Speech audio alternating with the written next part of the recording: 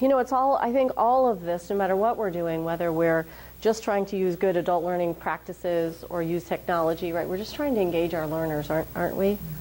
Yes. And what do you think disengages them the most? What do you think what, droning on? Is that what you say? Yeah, droning on. Yeah, being talked down. Being talked down, yeah. You know, it's tricky though, community college. I mean, I taught a hybrid class 2 summers ago, and it was, you know, I had students who were totally understanding, and then students who just learned how to sign into their email. So that was a struggle, you know, and really mostly, obviously, it was a struggle for the people who technology is really a hindrance to them. And so I have to be sensitive to both. Right. I mean, you know, I feel a little less inclined to be sensitive if they're taking an online class. But even then, like, access demands that I have, you know, that I'm sensitive to what people can and can't do. And so it was an interesting lesson, which made me think I didn't really want to do class again. Yeah. So, well, I think there's... I think it should be, in that case, it was too much of a struggle for those who had to take the class that summer, and that was the only option since it was summer.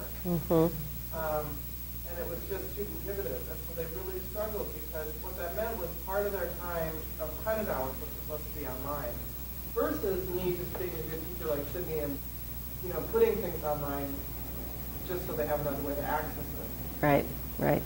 That's a really good point, and I've never thought about it, but in a hybrid class, we've got probably more of a cross-section of students. Sort of. I mean, I have a hybrid class at least once a term, and you do get variety, but that's why I also put a technology statement in my syllabus of what is expected for them to come in, and that's also why we're doing computer literacy placement. It's something that we're putting, we have a whole main group working on that, so yay, you know, so we can maybe even that out a little bit so you don't get such a diversity of people. Right, right. I think another thing that really came out, I mean, for what you say too, is it could teach in an alternative of style, you know, in the same class, right. so that the same material is being presented in 4 different ways, so that if they can read it better, if they can hear it better, if they can research it better, if they can play with it better, you know, whichever way is their way, they've got an avenue through the path. Yeah, and I think that's it. We've got to give people a variety. You know, we know learning styles are different. Right. And so that just, you're tapping in. The same place. Yep. You know, they can still come out with the same. So we've got to, I think that whole variety is the key, and how do we keep people engaged? It's using that variety in a style that works for them, and it's not going to work for everybody, right? So we know some of those things that really, you know, a lot of our adult learning theorists have told us, so I don't have to repeat some of those things. We know we need to be doing those, and I think it's, even me, because I've been teaching for a while like you guys, I kind of get stale and don't freshen things up sometimes and do the same thing over and over again. My brother-in-law teaches at Kansas State University in their veterinarian program, and he was so proud of his online teaching, and we were just there in August. I know, Kansas in August, oh, it's hot. And so he was like, oh, well, I teach online, and I think I do a really great job. So he's showing me some of the things he's doing, and I said, wow. He showed me one of his little his PowerPoint embedded Camtasia thing. I'm like, Bob, is that you? He goes, well, that's from about 7 or 8 years ago. I'm like, oh, okay. You know, looked a lot younger then, didn't you? And there wasn't much engagement. It was just a lot of files dumped in there. And every once in a while, he had like 3 discussion questions in the whole class. He had a lot of tests. 60% of all his work was tests. I said, Bob, wow, do you lose some of your students? He goes, oh, yeah, every term. I'm like, does that bother you? Nope, get more.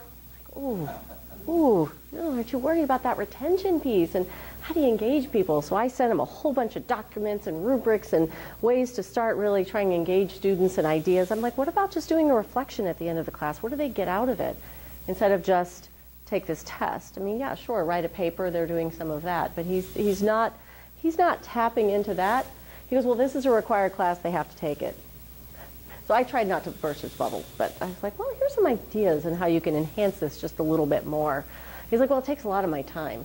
I'm like, yeah, I know, it does. Online takes way more time.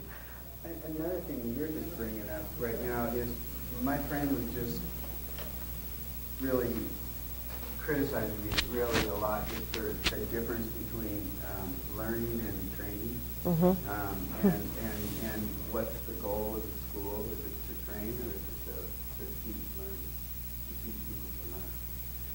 I think there are two different strategies into that, and I think the class has to have both strategies. It has to teach people how to learn, and it has to teach, and it has to teach maybe somewhat of a body of language, of knowledge, but the body of knowledge is really subjective to whatever's going on. I mean, I'm trying to go into robotics and energy, and they'll both be just kind of wide open field.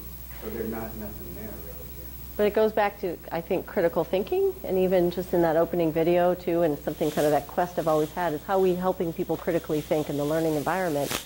And if it's, I mean, I love training, teaching, learning, anything you want to say, and I'll do fun activities, but if there isn't, if we don't take people through Kolb's experiential learning cycle, we miss the critical thinking. We're just doing a whole bunch of really fun activities and nothing that gets to a learning point of what does this mean, how do I apply it, how is this going to help me, not only just on my test, but in my life or in my projects and what I'm trying to do. So to me, that's taking people, whether you're a trainer or a teacher, educator, whatever title, if we're not taking people through a learning cycle, we're missing the biggest part of what we really are trying to get to as educators, I think. So, and there's definitely, if you haven't read much on Kolb, just Kolb, please look up Kolb. I love his whole experiential learning cycle and trying to get to that space.